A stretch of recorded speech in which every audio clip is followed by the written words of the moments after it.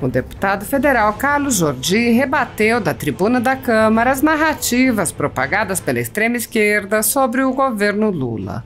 Ele disse: o presidente Bolsonaro, com todo o cenário de pós-pandemia, de guerra na Ucrânia, conseguiu entregar o país com 2,9% de crescimento do PIB, com a menor taxa de desemprego desde 2015, com a menor taxa de inflação do G20, desonerou os impostos dos combustíveis. Vocês estão desfazendo tudo. Parece praga do Egito. É aquela velha história: petista, quando não está roubando, está mentindo. Quando não está mentindo, está roubando. Acreditam na própria mentira. O deputado denunciou as omissões e as mentiras do ministro de Lula, Flávio Dino, que declarou à Comissão de Constituição e Justiça que não tinha conhecimento de informações sobre os atos do dia 8 de janeiro. O deputado apontou: o ministro Flávio Dino é muito escorregadio, ensaboado. Eu ia falar que ele é um peixe ensaboado, mas não, ele é um sapo ensaboado. Ele sai pela tangente de toda pergunta que o incomoda e responde o que é conveniente. Ele estava na CCJ, ali era um ambiente muito favorável, sua claque. Não respondeu nada que nós perguntamos e mentiu.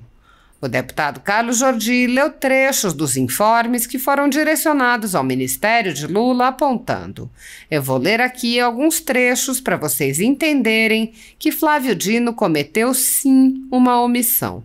Nós temos que entender se é uma omissão culposa ou dolosa. Ele mentiu na CCJ. O deputado lembrou ainda que o ministro não foi a única pessoa a ser informada. O ministro Flávio Dino, seu governo, sabia de tudo isso, sabia que tudo isso ia acontecer. Flávio Dino disse na CCJ que ele não faz nada sem a anuência do seu chefe. Ele falou que ele nada faz sem consultar antes o presidente da República. Carlos Jordi apontou ainda que a omissão do ministro já foi apontada até mesmo pela velha imprensa, mas que esses veículos não são perseguidos pelo governo. Ele disse: todos os veículos de comunicação estão falando, a Folha, a CNN. Eu quero ver ele processar os veículos de comunicação. Estão falando que houve uma omissão. Ele foi comunicado e deve ter comunicado ao seu chefe porque ele diz que não faz nada sem a anuência do chefe. O deputado afirmou: se ele se omitiu para que houvesse aquela quebradeira, para que houvesse um fato político, para se beneficiar politicamente, isso é crime de responsabilidade. Aliás, a própria omissão já configura crime de responsabilidade. E é por isso que a CPMI do 8 de janeiro se faz necessária. Precisamos apurar esses fatos. Vamos entender quem financiou, vamos individualizar as condutas, saber quem foi que cometeu de fato o vandalismo, quem só estava protestando de acordo com a nossa Constituição, que permite que possamos nos reunir pacificamente, e quem foi que se omitiu. O governo federal foi responsável por esse fato. Vamos agora apurar na CPMI se foi uma omissão culposa ou dolosa. Há 10 anos, a Folha Política atua noticiando fatos, discursos, argumentos e denúncias que são obliteradas pela velha imprensa. Nosso veículo de imprensa dá voz às vozes conservadoras, ao anticomunismo, à defesa dos direitos fundamentais e da liberdade de expressão e de imprensa, além de trazer ao público os vídeos dos pronunciamentos de autoridades para que o público possa formar sua própria opinião sobre o que foi dito e não precise depender de relatos de terceiros. Quem controla a informação, controla em última instância a realidade. Grupos monopolísticos e cartéis que se associam com o intuito de barrar informações contrárias ou inconvenientes atuam em conluio com a finalidade de aniquilar qualquer mídia independente, eliminando o contraditório e a possibilidade de um debate público amplo, honesto, abrangendo todos os feixes e singularidades dos mais diversos espectros políticos. Controlando as informações, o cartel midiático brasileiro tenta excluir do debate e, em última instância, da vida pública, os conservadores e os veículos que dão voz a essas pessoas. A renda da Folha Política está sendo confiscada a mando do ministro Luiz Felipe Salomão, ex-corregedor do TSE, com respaldo e apoio de Luiz Roberto Barroso, Alexandre de Moraes e Edson Fachin. A decisão confisca de forma indiscriminada todas as receitas advindas do YouTube, indicando claramente que a intenção não é a de excluir conteúdos específicos, mas sim de calar o canal e eliminar o jornal. Se você apoia o trabalho da Folha Política e pode ajudar a evitar que o jornal seja fechado, doe qualquer valor à empresa Raposo Fernandes por meio do Pix, cujo QR Code está visível na tela, ou por meio do código ajude@folhapolitica.org. Caso não utilize Pix, há a opção de transferência bancária para a conta da empresa Raposo Fernandes, disponível na descrição deste vídeo e no comentário fixado no topo. Há 10 anos, a Folha Política vem mostrando a realidade da política brasileira e quebrando barreiras do monopólio da informação. Com a sua ajuda, poderá se manter firme e continuar a exercer o seu trabalho. Pix ajude@folhapolitica.org.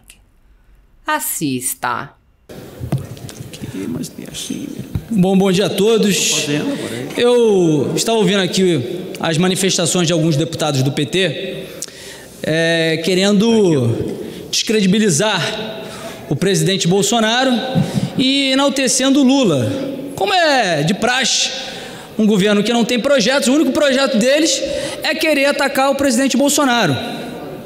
Vi uma deputada do PT dizendo que em pouco tempo o governo Lula já fez muito. Já destruiu muito. É inacreditável o que um governo consegue fazer em tão pouco tempo. Eu nunca vi um alto poder de destruição, uma autoimposição de crise tão grande como esse governo vem fazendo, implementando uma agenda de ingovernabilidade.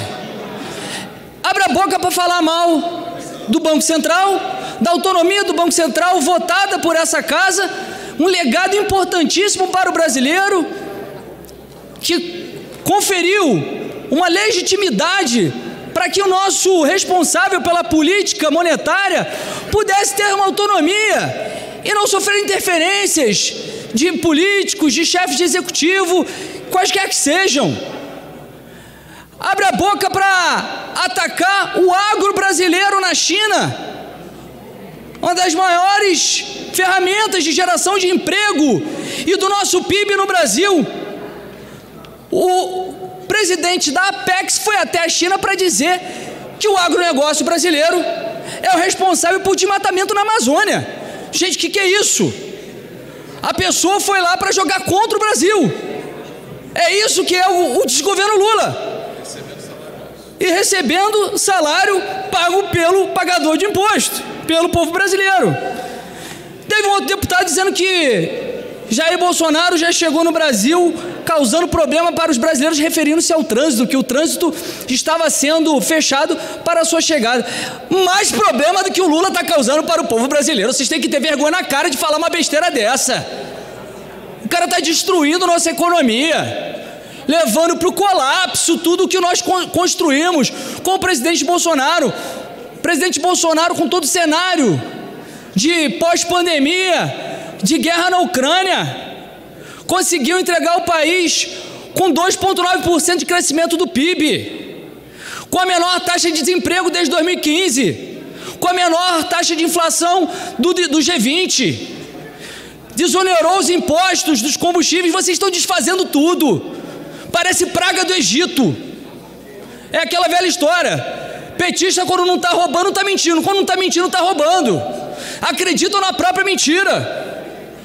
E aí outro deputado falou que o ministro Flávio Dino foi a CCJ e matou a pau. O ministro Flávio Dino, de fato, é um cidadão que tem uma boa retórica, Mas o ministro Flávio Dino é muito escorregadio, ensaboado. Eu ia falar que ele é um peixe ensaboado. Não, mas ele é um sapo ensaboado. Ele sai pela tangente de toda pergunta que o incomoda e responde o que é conveniente. Ele estava na CCJ, ali era um ambiente muito favorável. Sua claque não respondeu nada que nós perguntamos e mentiu. Flávio Dino mentiu sobre o 8 de janeiro. Flávio Dino foi questionado pelo deputado Kim Kataguiri se ele havia recebido o relatório da ABIN que alertava os órgãos, que alertavam os seus órgãos, alentavam a presidência sobre os riscos dos ataques do 8 de janeiro, e ele falou: olha, eu não sei que relatório é esse da ABIN, que eu nunca vi, é um relatório tão misterioso que nem eu li. Bom, ele não leu o da ABIN, mas ele leu o da Polícia Federal. Leu o da Polícia Federal, sim, porque eu tenho o relatório aqui nas minhas mãos.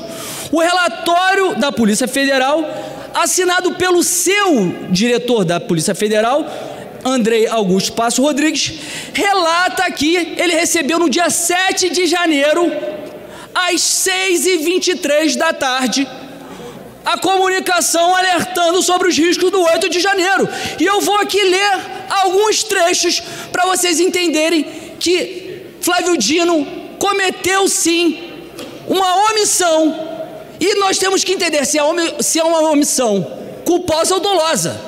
E ele mentiu na CCJ. Senhor ministro, foi constatada pela Polícia Federal nos últimos dias intensa movimentação em todo o país de pessoas que, inconformadas com o resultado das eleições e com o governo federal que tomou posse, blá blá blá, estão organizando caravanas de ônibus para se deslocarem até Brasília. O objetivo dessas pessoas seria reunir na capital federal grande quantidade de manifestantes que, dentre outras ações, teriam a intenção de tomar o poder, de impedir a instalação do comunismo no Brasil, sem determinarem especificamente quais ações adotariam ao chegar a esta capital para atingirem o seu intento. Constatou-se a chegada de dezenas de ônibus oriundos de estados como São Paulo, Goiás, Santa Catarina, Minas Gerais e o próprio DF. A maioria desses manifestantes ia lá prosseguir com os atos antidemocráticos. Há informações de inúmeros indivíduos dispostos a enfrentar as forças de segurança para tentarem tomar o poder na capital federal. Parte dos integrantes das caravanas demonstram, em especial em redes sociais e aplicativos de mensagem, a clara intenção de confrontar as forças de segurança, o que acende um alerta para a possibilidade de recrudescimento dos atos e comprometimento da estabilidade na segurança pública do DF.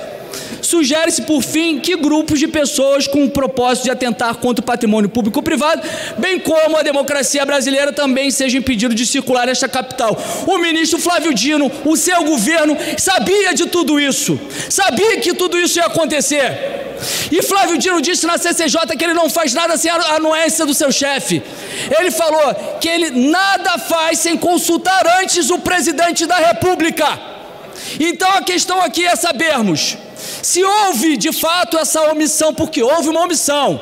E isso não sou só eu que estou falando, todos os veículos de comunicação estão falando. A Folha, a CNN, eu quero ver ele processar os veículos de comunicação. Estão falando que houve uma omissão.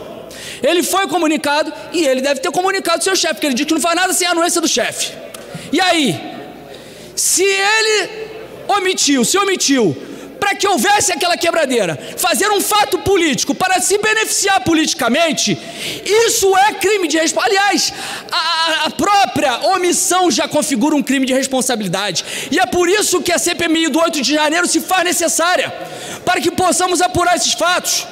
Vamos entender quem financiou, quem foram, vamos individualizar as condutas, saber quem foi que cometeu de fato vandalismo e quem só estava protestando de acordo com a nossa Constituição, que permite que possamos nos reunir pacificamente, e quem foi que se omitiu. O governo federal foi responsável por esse fato e vamos agora apurar na CPMI se foi uma omissão culposa ou dolosa. Obrigado. Deputado Carlos Jordi, na tribuna, tem a palavra, Vossa Excelência. Obrigado, senhor presidente. Bom, hoje realmente é um dia muito especial. Um dia em que o maior líder político do Brasil retorna à sua pátria. Um homem que resgatou o patriotismo dos brasileiros, a defesa dos nossos valores. Um homem que comandou o país de forma honesta e que fez o nosso país, embora todas as adversidades fossem apresentadas, estivesse num caminho muito melhor do que nós vemos agora. O presidente Bolsonaro retornou e mobilizando multidões como sempre, mostrando que é um grande líder e que todas as pessoas que o apoiaram e que votaram nele na eleição estavam com saudades e expressam isso, e outras pessoas também o recebem e vibram com a sua vinda, porque foram aqueles que foram enganados pelo conto da picanha. E o presidente Bolsonaro não poderia voltar no momento melhor.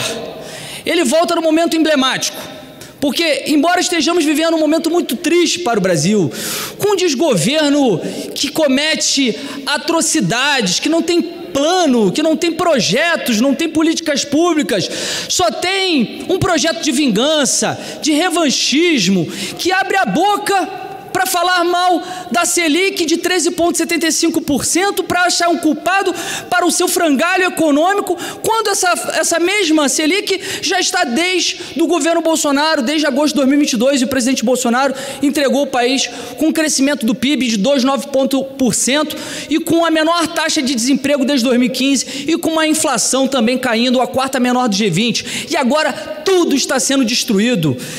O presidente Lula abre a boca para atacar a autonomia do Banco Central, buscando culpado. Manda o presidente da Apex para a China, nosso maior parceiro comercial, para chegar lá e falar mal do agro brasileiro, para dizer que o agro brasileiro, o agronegócio brasileiro, que é um dos maiores responsáveis por empregos no Brasil e por fazer com que o nosso PIB possa ter um maior crescimento, chega lá para dizer que o agronegócio é responsável pelo desmatamento na Amazônia, querendo afugentar investidores e parceiros comerciais. Ele vem para um momento em que nós, apesar de estarmos aqui fazendo uma oposição séria, contundente, crítica, e impedindo os avanços dessa destruição, ele vem para nos dar mais motivação, mais gás, vem para alegrar os brasileiros e fortalecer a oposição no Congresso Nacional. Essa oposição que vem demonstrando todos os desmandos, todos os malfeitos desse governo, desse desgoverno, que parece que faz de propósito, coloca o país num caos de ingovernabilidade e numa autoimposição de crise social. De uma autoimposição de crise social e política. Por isso que o presidente Bolsonaro agora chega para alegrar os brasileiros, para orgulhar os brasileiros, para fortalecer a oposição, e nós o saudamos. Seja bem-vindo, capitão Jair Messias Bolsonaro. Vamos resgatar o Brasil e devolvê-lo aos brasileiros. Obrigado.